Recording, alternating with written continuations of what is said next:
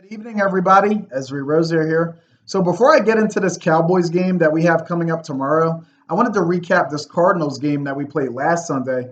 Was aiming to get this video out earlier this week, but similar to last week's video, I got very busy. A lot of stuff was going on.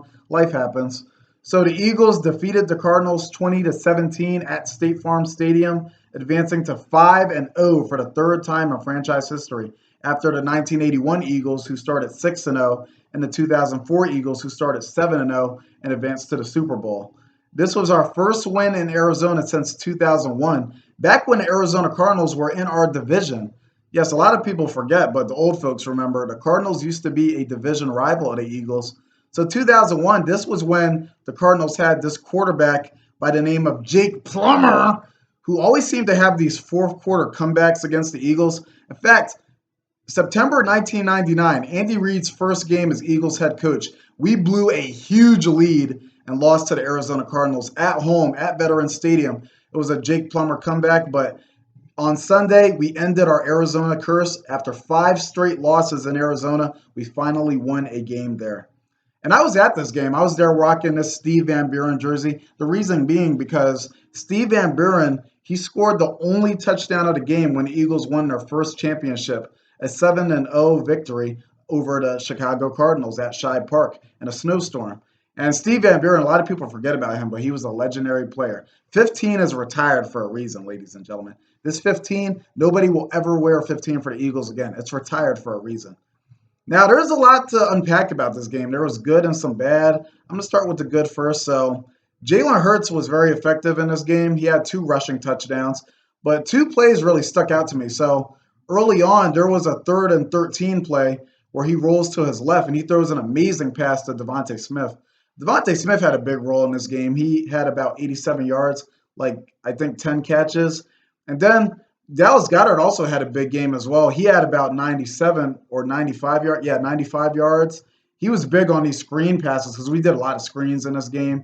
And he was a key recipient of a play later in this game. He was the recipient of a play later in this game that I'll dive into later on. But Jalen Hurts, I was pretty effective. I was satisfied with his performance in this game. He was effective. It wasn't like a show-stopping performance, but I think that he made the plays that he needed to, and he carried the team on his back, you know. And the other thing I want to talk about, the defense early on. I was satisfied with our defense early on. We jumped out to that 14-0 lead behind Jalen Hurts' touchdowns. And the defense, they really were stifling Kyler Murray. C.J. Gardner-Johnson, he intercepts Murray, I believe, on their second drive, I think it was. It was either their first or their second drive. And the defense, so there's actually a sequence before halftime where Marquise Brown, it's like this play is right near the end zone. So Marquise Brown is pushing towards the end zone, but the Eagles defense is able to stuff him. And eventually, the Cardinals are forced to kick a field goal at the end of that possession. So instead of a tied game at half, 14-14, you had a game with the Eagles leading 14-10 at half. So that defensive stop was pretty big. And now I got to talk about the bad things about this game, the bad things. So the second half. Our defense in the second half, I was not a fan of the defense that Jonathan Gannon was deploying in the second half. After the first half, where we seemed to be going really hard against Kyler Murray, really making him uncomfortable, the second half, it seemed like Jonathan Gannon started relying on prevent defense. The corners were playing far off. We lost all intensity on defense in the second half. Everything was so easy. Everything was so easy for Kyler Murray, Rondale Moore, Marquise Brown, Zach Ertz in that second half. Like the second half defense, we got way too soft. Way too soft. And then the tackling in Arizona last Sunday was atrocious. There's 2 different plays. I mean, there was a bunch of plays that you could talk about this on, but 2 plays in particular. So Marquise Brown's touchdown that first put the Cardinals on the board.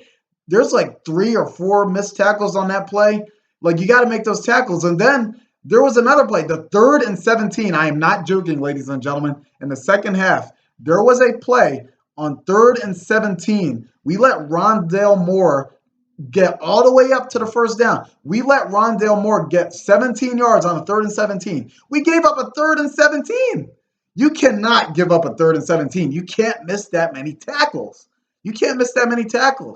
You cannot miss those tackles, man. That was a third down. You could have gotten the ball. You could have gotten the ball. You could have took Arizona off the field, but you gave up a 3rd and 17.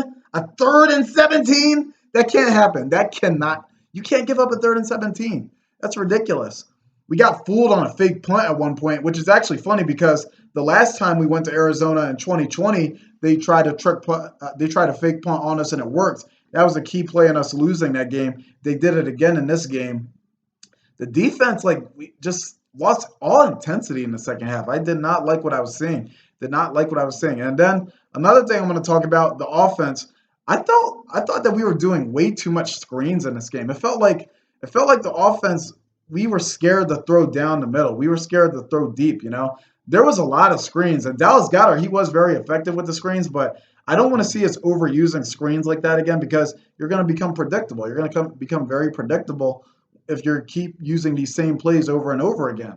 The defense, and then I want to talk about, so on our final drive, there was a third down play where instead of running the ball again, we threw it in traffic to Quez Watkins. Why not just run the ball again? Why not just run the ball again there? You're like right by the goal line. You should have just ran the ball. So that second drive, well, the final drive that I'm referring to, the Eagles are up. Well, no, they're up. It's tied 17-17. And so the Eagles, they're actually moving down the field very well. And there's a key play on this drive.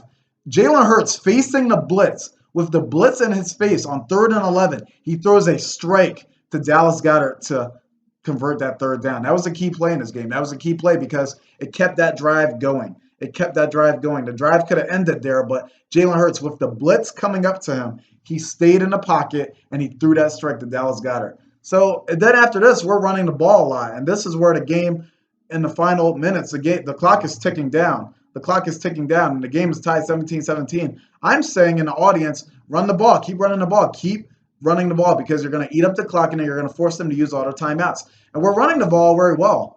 Another problem I had early in this game was that I thought we got away from the run too early. Like Miles Sanders, he didn't really have anything going early on, but this final drive, we were running the ball decently well and we were eating up a lot of clock. So as we're in the red zone, it eventually gets to a third down play, and I'm saying run the ball again, but you throw it in traffic to Quez Watkins. Okay, if you're going to throw the ball there, throw it to somebody who isn't covered like that. Quez Watkins, he was covered. There was no hope of him catching that ball. So we kick a field goal. I was hoping that we got a touchdown, but we end up kicking a field goal. It was Dicker the kicker filling in for Jake Elliott. And shout out to Dicker the kicker. So he made both of his extra point attempts after touchdowns, and he kicked a 42-yard field goal earlier in the game to put us up 17-10. And then he kicks this 23-yard field goal to put us up 20-17. So now we give the Cardinals the ball back. And this is where the defense was really, really, really making me uncomfortable. Really making me uncomfortable. We are very fortunate to have come away with a victory in this game because we played poorly in so many aspects, like the tackling, the soft defense in the second half, the offense getting shut down in the second half. I believe that we only scored 2 field goals in the second half. The offense got stymied in the second half. We were very lucky to come out with a win in this game. And we were the beneficiary of very questionable decisions by Kyler Murray on this final drive that I'm about to get into. So at one point, the Cardinals' final drive, Kyler Murray overthrows a wide open Zach Ertz. Zach Ertz was wide open for like a 30-yard gain, and Kyler Murray missed him. He missed Zach Ertz on that play. And then they keep converting third and first downs. Like I'm like, oh my God, they're going right down the field. Like Gannon, we need pressure. We need pressure. Hassan Reddick had a sack earlier. Shout out to him. A sack against the team that drafted him, the Arizona Cardinals. But this final drive for the Arizona Cardinals, it was terrifying because they were just moving down the field. But then there's a key second down where Kyler Murray, he slides, but he slides before he got the first down. Cliff Kingsbury and Kyler Murray thought that he converted that first down, but he didn't. So then on third down, Kyler Murray makes a highly questionable, a highly confusing decision to spike the ball instead of running another play. Like, why would you spike the ball there? I feel like you had a better chance of winning the game or tying the game if you just made a play right there. If you just went for the end zone, if you went for a pass along the sidelines, like why are you spiking on third down? But needless to say, so they spike it. So this forces Arizona to try a field goal on fourth down. And their kicker, Matt Amendola, who they just picked up from the Kansas City Chiefs, well, the Chiefs released him. So this guy apparently had trouble kicking before the game and pregame warmups, and it was in the same end zone that he was about to kick for this time. I was actually sitting near this end zone. I was sitting right behind this end zone, so I got a really good eye view, a really good viewpoint of what was about to happen. And Matt Amendola, he misses the 43-yard field goal. It veers past the upright, and us Eagles fans, because we took over this place, there was a lot of green in that stadium. We start jumping up in joy and jubilation, and the Eagles hang on to win in Arizona for the first time since 2001. So shout out to Dicker the kicker, as I mentioned before. He made his 2 field goals. It was the battle of replacement kickers, but Dicker the kicker, our boy, he was the one that prevailed. Sorry, Matt Amendola. Jalen Hurts, he had a good game. He had 2 rushing touchdowns. The 3rd and 11 strike to Dallas Goedert was huge. Devontae Smith had the big game. Dallas Goedert. Miles Sanders was doing work on that final drive, running the ball. Really looked like I really loved what he was doing that final drive. But there were so many areas of this game that I was just really worried about us because the tackling, the soft defense, the offense getting shut down in the second half. You may be able to escape Arizona with that, but if we play like that against Dallas tomorrow, we're going to lose. We are going to lose if we play like that again.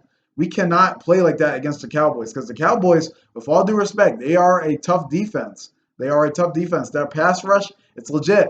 Michael Parsons, Demarcus Lawrence, Armstrong, those guys can get after the quarterback. Let's give credit where credit is due, even though we hate them. But the Eagles, this game, it was definitely our worst performance of the season by far. Our lowest amount of points scored. I believe that it was our most undisciplined performance. But this might be a good thing because this game it was kind of a letdown game. But it's weird in that the Eagles they found a way to win the game. It was a letdown, but we came away with the victory. And I feel like playing like this before the Cowboys game was important because this is gonna like make a priority in the players' minds that well we got to play better. We escaped Arizona with a win after playing very poorly, and we have a hated division rival, the Dallas Cowboys, our arch enemy coming into our stadium, coming into Lincoln Financial Field tomorrow. And if we play like that again, we're going to lose to the Cowboys at home. So I think that this game, playing the way we did against the Cardinals, it really heightened the sense of urgency among these players. So hopefully that we get players back like Jordan Mailata, Jake Elliott. And so Jason Kelsey and Landon Dickerson, both of those players got banged up in this Arizona game, but they both actually ended up coming back. So Jason Kelsey, he's a boss. He's got like this consecutive start streak going on. It's ridiculous. That guy, he is a first ballot Hall of Famer. And speaking of this Cowboy game tomorrow, so we have Jason Peters. Jason Peters, a longtime Eagles offensive lineman, one of the most highly thought of Eagles in franchise history, well, formerly, I guess, returning to Lincoln Financial Field wearing a Cowboy uniform.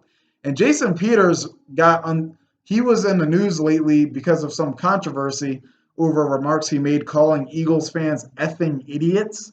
I'm not making that up. Jason Peters, he went on record calling Eagles fans effing idiots. Idiots is not a term of endearment. It's not a term of endearment.